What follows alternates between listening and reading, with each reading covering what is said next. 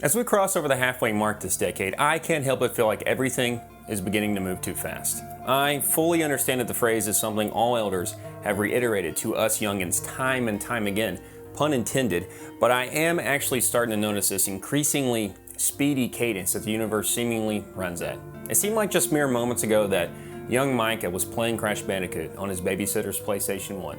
He jumped, slid, spinned, or spun his way through each level without a single care for how fast the Earth was revolving around the sun. You know, it actually makes perfect sense as the world has been moving at a breakneck pace because I never found the time to change. I'm pretty much still that same kid. I still play games. I still wear New Balances that are about half a size too big. I still love Batman, and yes, I am counting down the days until Robert Pattinson's, excuse me, no disrespect to the man, Robert Pattinson's return. And somehow, some way, I still believe in the Dallas Cowboys, even though I have absolutely no reason to do so. Listen, guys, the point here is, I think, I know myself well, and the kid in me will always adore the experiences that only video games can provide. I still feel that same childlike excitement to get my hands on a new game and dive headfirst into that experience. Now, when you merge my current state of mind alongside the recent launch of Resident Evil Requiem, I begin to also reflect on the franchise. 9 main entries, 4 remakes, multiple spin-offs, a plethora of movies, and another on the way later this year. It's very easy to say that Resident Evil has been quite busy over the last 30 years. Most of that time, as we both now know, flew by, and I missed out on experiencing the series. This problem was alleviated with the release of the soft reboot Resident Evil 7. It was the perfect entry point for someone like me who lacked the knowledge of the previous games but was intrigued to see what they had been missing out on. It quickly became not only one of my favorite survival horror experiences, but proved that the rest of the franchise was worth the investment of my now established limited time. As of now, I have played through most of the entries and am very much looking forward to getting to Requiem as soon as I can. Now, it has been a little bit since I immersed myself in the world of Resident Evil, so I figured I'd go back to where it all started and get a good framework of the franchise. Listen, guys, I get it. This isn't the original, but Resident Evil Remake is far from new. Released on March 22nd, 2002 for the Nintendo GameCube, the game was a recreation of the original 1996 PlayStation 1 classic. If you think that I'm a poser for choosing to play this one, you should blame the series creator and director of both the original and the remake, Shinji Mikami. In the official Biohazard navigation book, whatever that is, he says, quote, "First reason is simple. I thought it is hard for users to play the original Resident Evil one more time with the same graphics. Die-hard Resident Evil fans would buy Remake with only new graphics, but I think it is not fun to play. In the beginning, I thought of only a small change, but finally, we made a lot of changes." He goes even further stating, quote, "I didn't want people to be judgmental of the graphics before they realized the charm of Resident Evil. So we fixed the graphics and people can enjoy the world of Resident Evil easier." Now, I'm certainly not a graphics snob by any means. I'm a filthy console player, but when Mikami explains how the original was more aligned with the original vision of the game, it felt like the more appropriate choice. This felt similar to when looking at Dead Space 2008 and Dead Space 2023. The remake improved upon the original in such a way that it almost made the first one obsolete. Now, I'm not saying that the PS1 Resident Evil 1 or Dead Space 2008 are a waste of your time, but their remakes are certainly both finely sharpened versions of what was already an excellent product. Resident Evil Remake was a moderate success upon initial release, selling over 1 million copies within the first year. It was not until the release of the 2015 HD remaster, the version that I played, that the game really began to take off, with over 6 million in lifetime sales. Personally, I think the power jump between the 5th and 6th generations of consoles was more than enough to justify remaking the original only 6 years later. And it shows in how well the game holds up today, 24 years later. I mean, let's just take a look at the side-by-side comparison of the two games. This footage here on the right is captured from the GameCube version, and it's trivial to see the dramatic upgrade on display here. And even though the newer version looked completely different, it was still very similar in design and structure to the original. There is a noticeable difference here in the framework of this game when compared to future releases in the franchise. It featured the classic fixed camera angles along with the old school tank controls, which you can change to a new modern scheme if you'd like. And while sometimes the camera can feel like it is actively trying to confuse you by swapping all over the place, it more often than not adds this cinematic style to the game. You can really feel that Mikami is behind that camera, purposefully directing the windows to which we are allowed to view this world. There were tons of specific shots that I thought looked incredible. This sequence in particular, where the player character makes their way down this darkly lit hallway, is only one of the multitude of great moments in the game. On the other side of that coin, there was equal intention to what the player was not allowed to see. This would often create moments of tension or fear, as you could not always exactly locate where an enemy is coming from. You'd often hear them before you would see them. Speaking of hearing, this might sound dumb, but it is one of the few games in the franchise that actually lives up to the name Resident Evil. All of these fancy camera angles are there to deliver us our setting, the Spencer Mansion. I loved this location for the game, and I thoroughly enjoyed really getting to know and understand its many rooms, hallways, attics, basements, dungeons, cemeteries, caves, underground facilities, and laboratories. Pretty much if it exists, the Spencer family had it built. Capcom did an incredible job of never making the mansion feel stale. The reason why we are exploring this location is due to a series of strange events occurring in the surrounding area, and as a result, members of the Raccoon City Police Department's Special Tactics and Rescue Service, shortened to STARS, are sent to investigate. Initially, RPD sent in Bravo team, who quickly lost contact with HQ and went completely dark. Because of this, RPD had no choice but to send in the big dogs. And I'm not talking about the zombie canines that we see in the intro. No, I'm talking about our protagonists, Jill and Chris, alongside fellow Alpha team members, Wesker and Barry. Why they sent Bravo team in first never truly made sense to me, but let's just not focus on that. The game begins with you choosing to play as either Jill or Chris, resulting in different experiences depending on your selection. I highly recommend choosing Jill on your first playthrough. She is allotted 2 more inventory slots, which may not seem like a lot, but will help incredibly with inventory management. Jill also has access to the grenade launcher, which makes dealing with bosses or late game enemies a much easier task. There are also actions that Jill can take pre-boss fight that will result in a much easier confrontation, while Chris kind of has to brute force his way through these situations. Pretty similar to how it is in real life. Am I right? Am I right? Okay, I'll cut that one out. Either way, the playthroughs are mostly the same, with some different character interactions that I believe make a second playthrough certainly worth it. The story here is mostly about uncovering the mystery behind these strange occurrences, and it does not really do anything to surprise you. Regardless, it's still a fun and easy to follow plot with multiple endings, and the decisions you make can affect whether certain characters live or certain characters die. Now let's get into the best part of Resident Evil, the gameplay.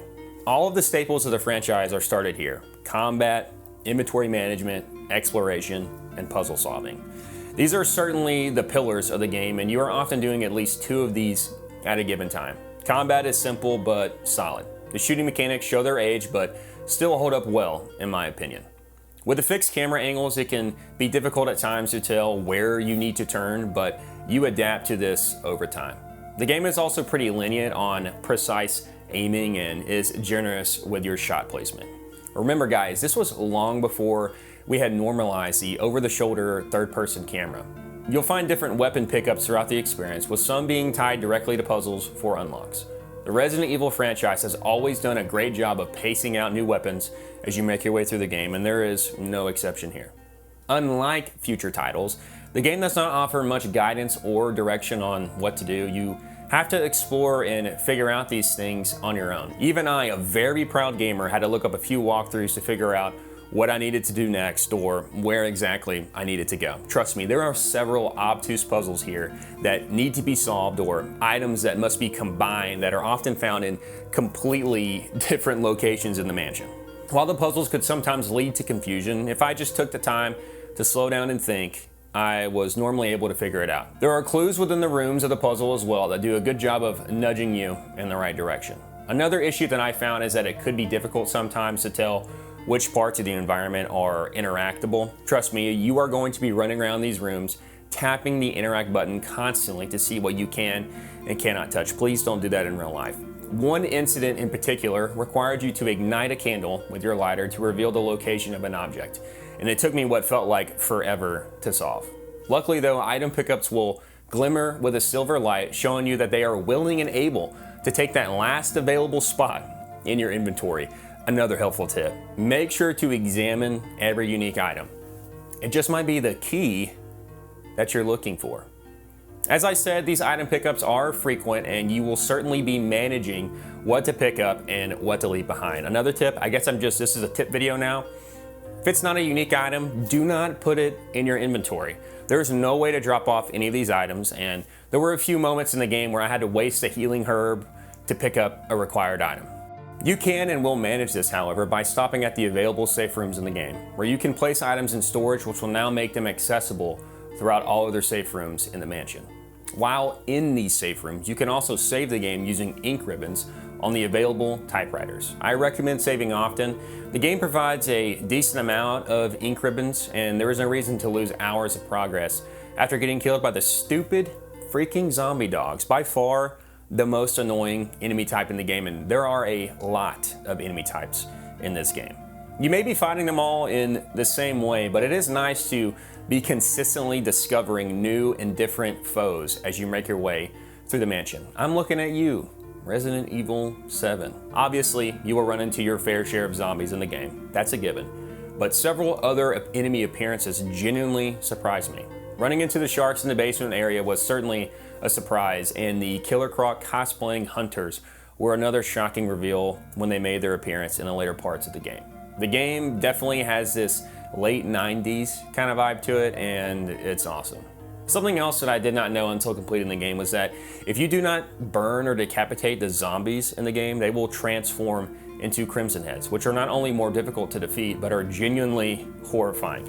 Remember earlier when I mentioned that you could hear enemies before you would see them? Yeah, this is kind of what I'm talking about. They don't move at a snail's pace like their little brothers. No, they go full on Usain Bolt at you, and it is alarming every single time. If you're willing to listen to one more bit of advice, make sure to carry around the lighter and some fuel, or avoid the zombies. Unless it's a boss, you are not forced to kill any specific enemy in the game. As I've beaten over a dead zombie, inventory management is something that you'll be constantly battling, and taking up 2 available slots in order to shut down your personal Crimson Head factory is not a small ask. You'll find your own way of dealing with these problems as you play the game, and Capcom certainly provides the tools to do so. Even though it may seem like all of these mechanics lead to a stressful experience, which they do, and it's kind of the point, Resident Evil is often mostly a very different game. More often than not, it's quiet. It gives you space, it gives you time to think, and with that provided time, I realized something interesting. Over the course of the journey, I stopped worrying about systems and began focusing more on the experience. Optimal routes, inventory management, puzzle solving. Am I going the right way? Those worries slowly started to fade. I realized the game wasn't rushing me whatsoever.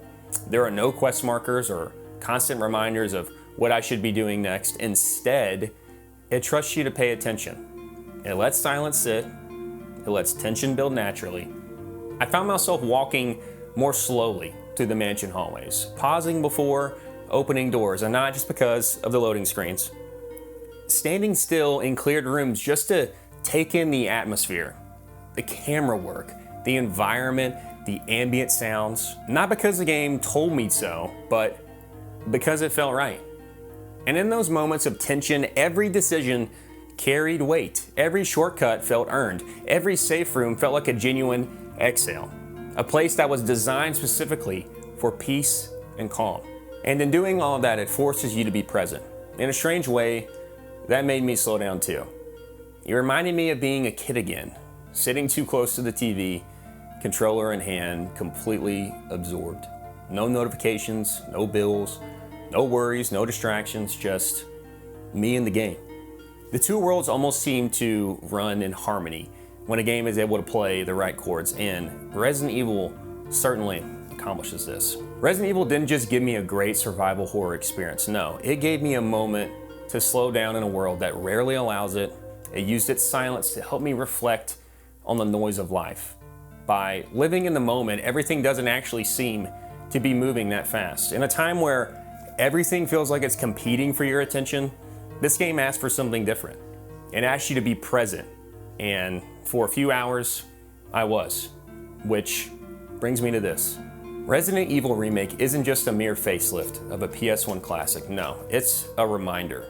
A reminder of where survival horror comes from. A reminder of how important intentional game design is. And a reminder that it's worth taking the time to slow down even when it feels like the world won't let you.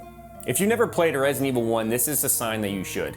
And if you have already, maybe it's time to head home. If you made it here to the end, I can't express how grateful I am for your time. Truly, guys, I hope you enjoyed what little I had to offer in this video. I like to close with a Bible verse that I think correlates to how my recent reflections in this game made me feel, and probably explain it in a better way. Psalm 103:15-18. As for man, his days are like grass. He flourishes like a flower of the field. For the wind passes over it, and it is gone, and its place knows it no more. But the steadfast love of the Lord is from everlasting to everlasting on those who fear him, and his righteousness to children's children, to those who keep his covenant and remember to do his commandments. Again, guys, thank you so much for watching. I'm very grateful, and I hope to see you on the next one.